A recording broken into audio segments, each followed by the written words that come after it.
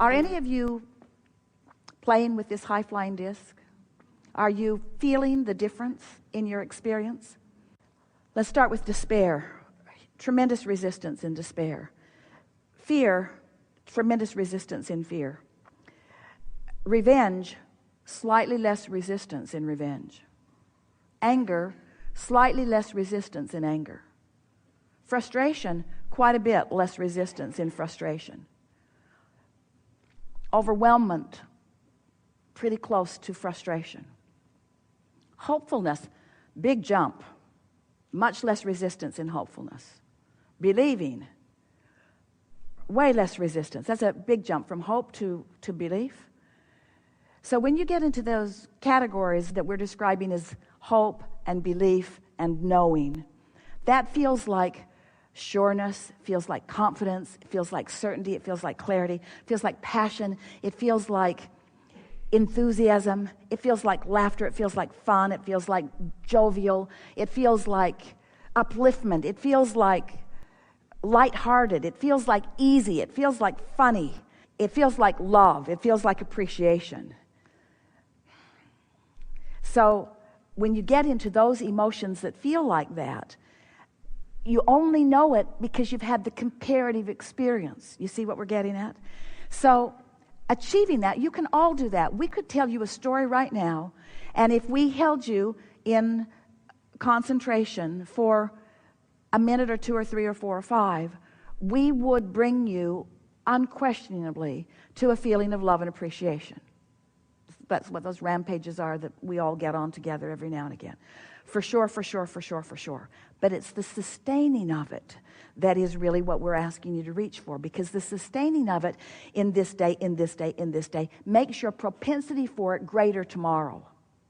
And then the sustaining of it tomorrow makes your propensity for it greater the next day, until it just becomes so natural for you that it just feels odd when you're off. So that if someone presents something to you that initially feels good, and you acknowledge how you usually feel, and you identify with specifics what feeling good really, really, really is, then you can feel the offness of anything. You'll get to the place where you'll just know when a person enters your experience whether you want to proceed or withdraw. You'll know when any idea that they are presenting enters your experience whether you're wanting to proceed or withdraw. And your initial response to it is almost without question the right one. So the more mornings that you wake up with the intention of clarifying your vibration and being in that good feeling place, then the more anything that is off from that will stick out like a sore thumb. It really is that simple. We're not for a moment wanting to guide you away from thoughts that may have some resistance within them. We're trying to guide you to knowing the difference. Your question is the perfect state of being that we want you to be in. We want you to care about whether to move forward with this or not. We want you to care about the emotion within it. We want you to be able to consciously and personally discern it, you see. Because by the time you ask somebody else, the moment is past. These rendezvous, they're junctures that are always opening for you. So it's like a series of paths constantly opening. And when you've been in a consistent vibration, the path just opens and opens and opens and opens and opens and opens and opens and opens and opens and opens and not only leads you pretty swiftly to where you want to be, but it's really a delightful journey on your way to where you want to be. And the same thing is happening with the paths that are opening to the things you don't want. And we just think it would be a really nice thing, and it's ridiculous for it to be any other way for you. We want you to know which path you're on, and we want you to know at the beginning of the path. We don't think you should have to get so far down the path with so much discomfort under your belt before you realize. So picture this. Did you get a sort of picture of that? The paths? So let's say you have enough momentum going that this path is lighting up, lighting up, lighting up, lighting up, lighting up, lighting up, lighting up, lighting up, lighting up. You're having a pretty good time, a good time, a good time, a good time, good time, good time, and it leads to things that when they manifest you like them. Then there's this other path because you've been complaining and you've been worrying about that, and so this path lights up for you too. It's like the universe says, oh, you like that? Well, come this way, there's more of it. Oh, you like that? Well, come this way, there's more of it. Oh, you like that? Well, come this way, there's more of that. Oh, you like that? Well, come this way, there's more of that. Or the universe is also saying, oh, you don't like that? Well, come this way, there's more of that. Oh, you don't like that either? Well, come this way, there's more of that. Oh, you don't like that either? Well, come this way, there's more of that. Well, you don't like that? Well, come this way, there's more of that. At any point along these paths, oh, come this way, there's more of that, you can say, oh, wait a minute. Wait a minute. I remember what high flying felt like. I remember that train of thought that I had that felt better. And you can be along that path, remember what that path felt like, and that path begins to turn and lead you back over to this path. It really is that way. With all kinds of converging, rendezvousing thoughts and people and comments and circumstances and events. So your question is a good one. And this is what we heard you say. Abraham, how far along my negative path do you think I should go before I decide to do something different? That's what we heard you say. And our answer is not that far. Not that far. Because there's a momentum. There's a momentum in the path. There's a momentum that will carry you until sometimes, and that's why we've been saying to our friends recently, when you realize that you're on that path and you don't have the presence of mind to do something about changing the direction of it, take a nap. Take a nap or meditate. Do something very different from what you're doing. But don't keep talking to that person in the way you're talking to them about the things that you're talking about. Don't continue whatever's going on, because it's just going to lead to more and more and more. Esther, when she first began really hearing us, about 100 times a day, we heard her say, "Shut up, Esther." And she was just talking about her own mind. Or she would say, "That's unnecessary. That's unnecessary and unproductive." Just sort of talking to herself as she became aware that there was momentum on some thoughts in some directions that were not serving her, were not going to lead to where she wanted to go. But we'd like to talk about the paths in vivid enough terms that we can really get your attention on this. So you accept that here you stand, and let's say there's a path, maybe a convoluted path, leading to something fantastic. Got the picture? And there's a path, maybe a sort of convoluted path, meaning lots of twists and turns in it, leading to something you really aren't going to like when you get there. Got the picture? This path feels good every step of the way. This path feels bad every step of the way. So maybe we're finding a way to say to you something that we've been saying to you for a long time. Sure, the manifestation is something that you care about, and it's coming, wanted or unwanted. The manifestation is coming from the path that you're on. But it really is being on the path that's the reason that you're here, you see. So if somebody said to you, there is no final destination, there is no final destination. If someone said to you, you're eternal, you're eternal.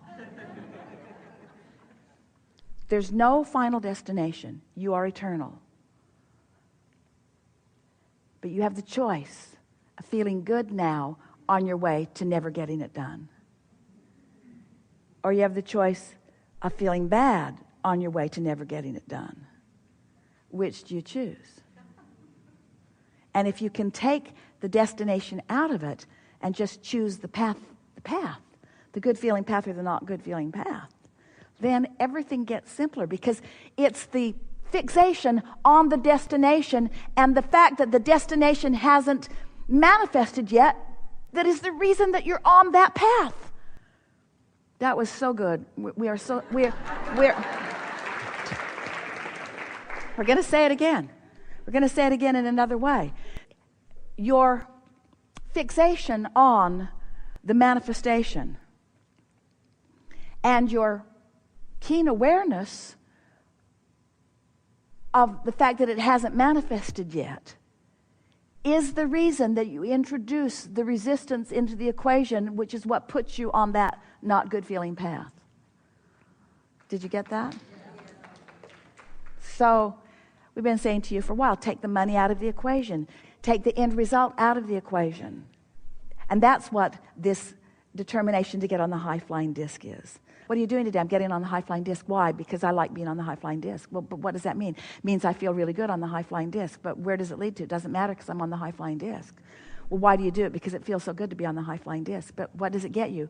Feeling good on the high-flying disc. But where are you going with that? It doesn't matter because I'm on the high-flying disc. But why do you do it? Because it feels so good to be on the high-flying disc. But where is it leading? It doesn't matter. I'm on the high-flying disc. But where is it leading? To more good-feeling things. Like what? It doesn't matter because I'm on the high-flying disc. And we know that just seems ridiculous in this world where you have planned and set goals and been deliberate and gone to school and got grades and have all kinds of people that are analyzing everything that you do in relationship to everything that everybody else is doing. And we say, stop it. Stop comparing yourself to everything and compare yourself to only one thing, which is your relationship with your source. And your source is on the high-flying disc. So this is what we really want to say. Those of you who've been listening to us for a while are about to have a breakthrough. So just sort of focus in here and hear this. So we've been talking to you about the vortex that you've been launching, the vibrational reality. Have you been following that? You know what you don't want, you knew what you do want, which causes you to launch a rocket, and it creates this vortex. And today we told you that you've been launching these thoughts and creating these vibrational vortices, these vibrational realities on both wanted and unwanted things.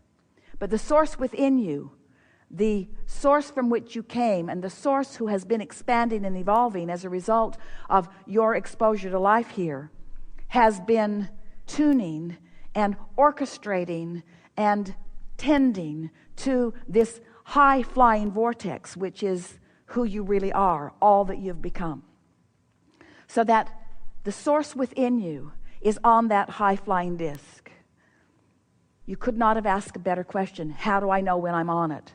You come into alignment with who you really are. When you're on the fearful disc, you come into alignment with the fearful thoughts you thought. And you come into alignment with other people who have thought those same fearful thoughts. And you come into alignment with experiences that aren't fun when they come, that bring you fear when you think about them or when you experience them. When you're on the frustration disc, you rendezvous with others who are frustrated, and you rendezvous with bad traffic and incoherent others. You rendezvous with disorganized others. But you don't rendezvous with the source within you on the ornery disc. And you don't rendezvous with the source within you on the fearful disc. And you don't rendezvous with the source within you on the hopeful disc. You rendezvous with the source within you on the high-flying disc, you see. That's how you know. That's how you know. When you consistently rendezvous there and you begin thinking thoughts, you begin to feel energy moving through your body. Visceral energy you can actually feel. Esther is sitting, writing on her focus wheel with her magic pen and waving her pen around in the air, and it feels to her as if she has the power of the universe, and she does, at her back, and she does, flowing through her focus toward whatever it is that she is choosing. World events, doesn't matter. Doesn't matter how big or small her object of attention is. She can feel that energy coursing through her body when she's on that high-flying disc. There's no mistaking when you're on the high-flying disc. Your elation goes higher and higher and higher and higher until you've got energy running through your body. Are any of you getting it now? Are any of you beginning to feel that rhythm, that energy moving through you? And when you are in that state of focused being, with that kind of energy coursing through you, and you are looking outward to anything that you care about, you are moving down that path toward it. That path is being widened and deeper. It is more logical that you and others will follow. You are creating a current that means that not just you will go down the path, but others who are also on their high-flying disc, we swept in that path with you. So that the thought that you think is just your thought is never just your thought. It's a collective thought. It's coming from a collective consciousness. It's coming from the high-flying disc. You see, there's no mistaking the difference between the high-flying disc and the less than high-flying disc. There's no mistaking it. And in 30 days, you will have taught that to yourself. our favorite conversation ever.